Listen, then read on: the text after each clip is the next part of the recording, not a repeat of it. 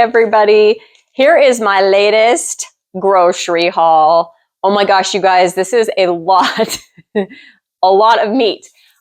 Here's the reason for it. One, I did not get paid in December. Note, it is no longer December. It is January, and my meat storage in my freezer was starting to look pretty minimal.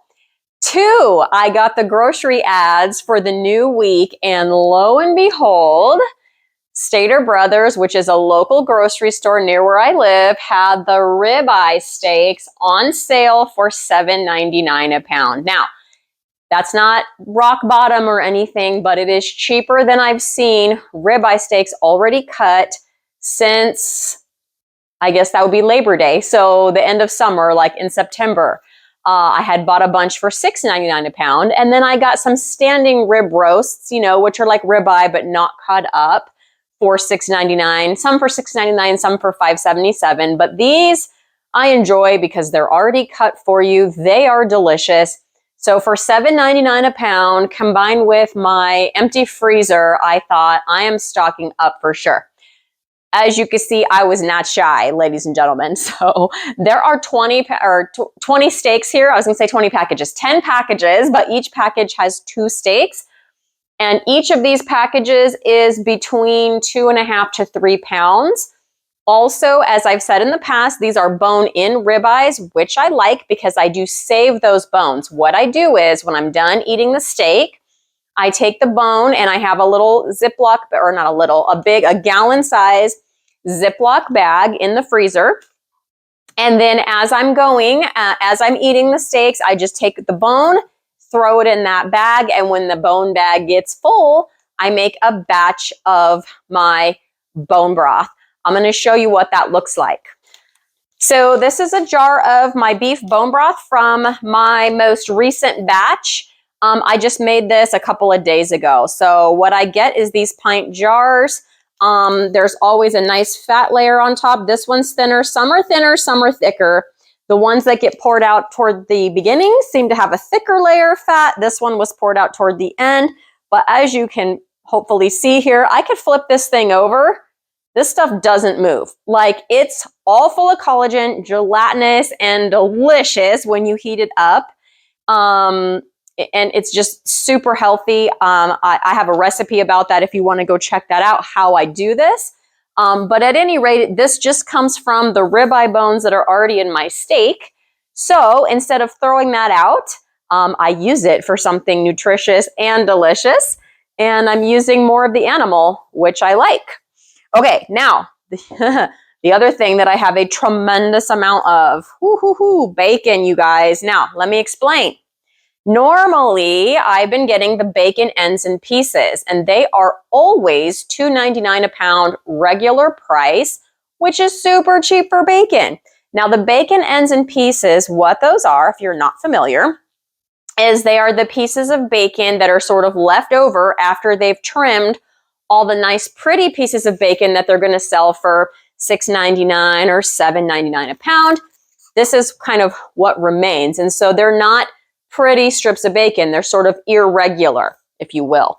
And they're always $2.99 a pound, and I can get them for that price all the time. But when I searched bacon ends and pieces in the grocery store website, they're on sale this week for $1.99 a pound. Stop it.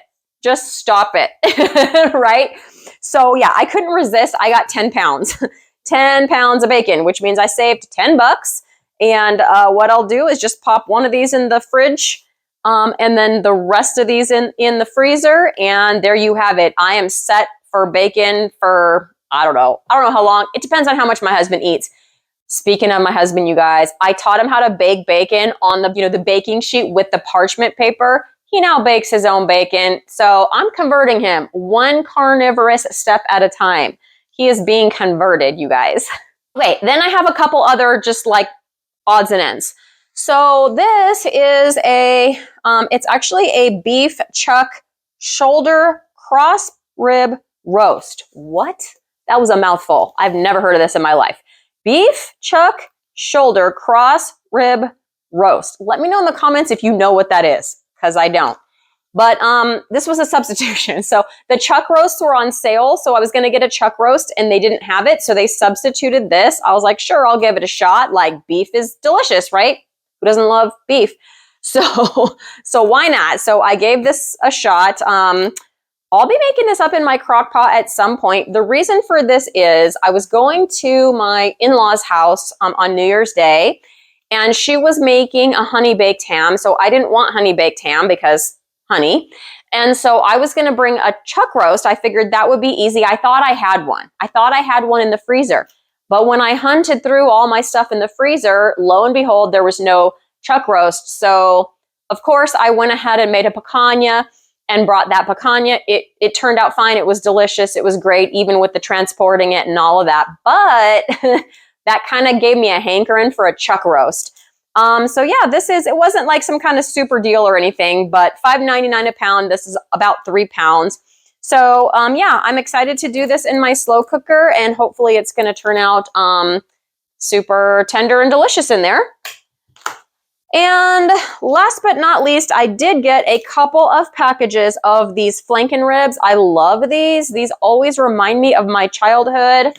My grandfather was Korean, and there's a recipe for these like Korean ribs. We would just call them. They probably have a real name. I don't know.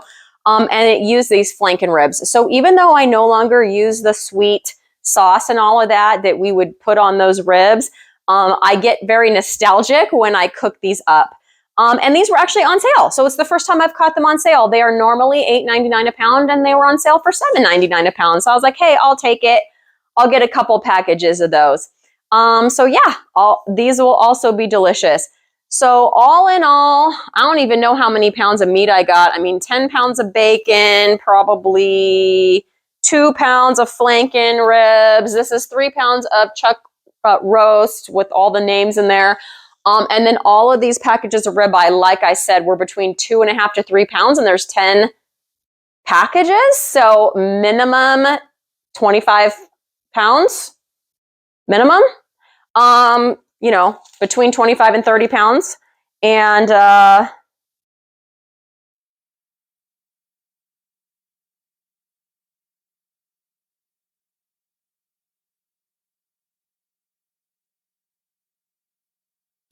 so I'm going to be set for meat for the next probably month. I mean, it's hard for me to judge. I wish I could tell you I spent this much money. By the way, this was less than $300. It was about $270. But I wish I could tell you I spent this much money and it's going to last me this long. What happens is sometimes my husband gets involved and sometimes he doesn't, and I can't predict it. So probably for about half of these packages, I'll have one and he'll have the other. Then sometimes he gets like staked out, so he doesn't want the steak, and so I'll end up eating both steaks out of a package, right? If this was just gonna feed me, then each of those steaks would be a day, so that's 20 days. This would be another 3 days, and this would be another day, and then I don't just eat bacon by itself, so that's like hard to say. But this is probably about a month's worth of food for me for $270. And I'm eating ribeye like most of the time, right? That's 20 days of ribeye. So I'd say that's pretty dang good. I'm happy with it. I'm looking forward to getting this all organized, put in my freezer, and let me know what kind of sales you found on meat lately, you guys. Down in the comments below, because I always love to hear about what you guys are doing, what you guys are buying, and things like that. So I guess it's time for me to go meet some wellness, about 40 pounds of meat at a time. Bye, everybody.